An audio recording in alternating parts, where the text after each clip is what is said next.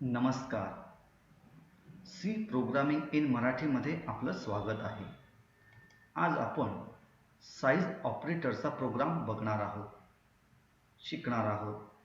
हा प्रोग्राम आपल्या computer साइजमध्ये size operator वापरून ऑपरेंडची साइज किती स्टोअर करता येते ते दर्शवितो.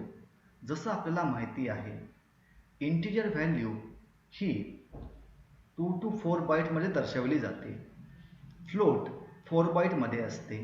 डबल 8 बाईटमध्ये असते. कॅरेक्टर ही व्हॅल्यू 1 बाईटमध्ये असते.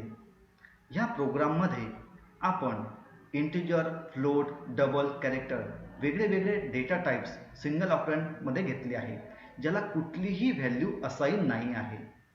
या प्रोग्राममध्ये आपण एक %lu म्हणून नावाचा एक कॅरेक्टर यूज केला आहे. हा long unsigned integer, long unsigned value म्हणून त्याचा वापर केला जातो. हा प्रोग्राम आपल्याला ए, बी, सी, डी याची ॲक्च्युअल मेमरी ॲलोकेशन साईज किती होणार आहे ते दर्शवितो. कुठल्याही प्रोग्रामची सुरुवात हेडर फाईलने होते, जिथे केलेली आहे. त्यानंतर मेन फंक्शन वापरलेलं आहे. नंतर डेटा टाइप्स घेतले आहे, इंटिजर, फ्लोट, डबल, कॅरेक्टर.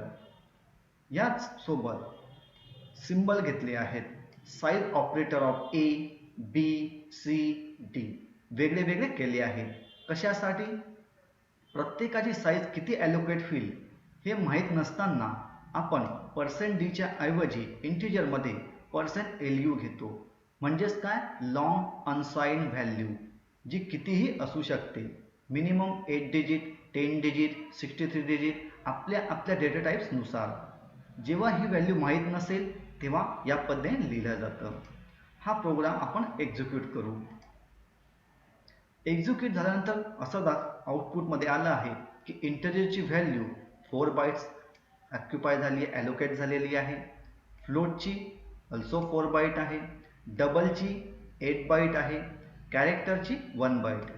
ही व्हॅल्यू आपण आपल्या प्रोग्राममध्ये कुठेही असाइन केलेली नाही. ही आपल्याला कधीही मेमरी किती ॲलोकेट झालेली आहे ते दर्शवितं. म्हणून मी या प्रोग्रामला सिस्टीम प्रोग्राम म्हणून सुद्धा म्हणू शकतो. हा आपल्याला साइज ऑपरेटर शिकवितो.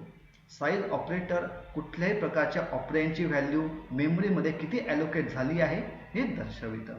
आता आपण इथे LUच्या ठिकाणी %d टाकून बघूया काय होतं.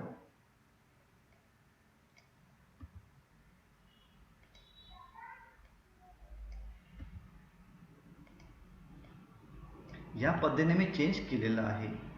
इथे लगेच त्याची स्पेसिफिकेशन आलेलं आहे की हा फॉर्मॅट तुमचा चुकीचा आहे.